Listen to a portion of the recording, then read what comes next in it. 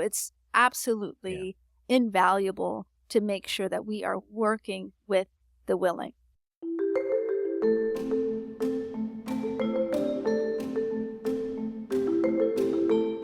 The other folks who are resistors, we'll get to them, but we have to be able to provide the tools and the support for the people who are all in or just got in, right? Like we want to make sure because they're going to be the ones who impact those other folks.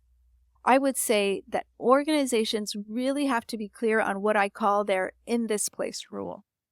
So that means that they have to be clear on what their values are and uphold them. So, what are the behaviors that are and aren't okay inside of the organizations? What are those values? And do the permissible ways of being uphold those values? So, am I saying we really value X, but this behavior over here is okay, but that behavior is against X? Then our in this place rule is not in place. So, in this place is really about what are the things that are okay inside of here. Outside of here, as long as you're not impacting this place, you do you.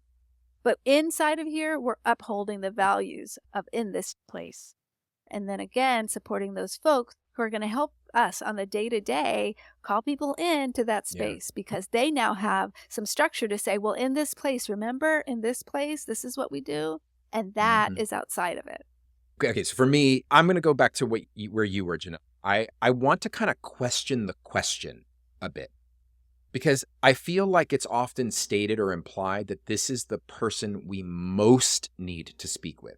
And I'm honestly not always convinced, much like you are, that this is the person we most need to speak with. I mean, we need to speak with them, but I firmly believe that those folks are not who we're really seeking to engage initially. It's those people, I think, the people we're trying to get to are the ones you're talking about. It's not the people that are resisting actively. It's the folks who don't actively promote belonging, even though we know they believe in it, even though we know they're benefiting from it, even though they're not opposed to it.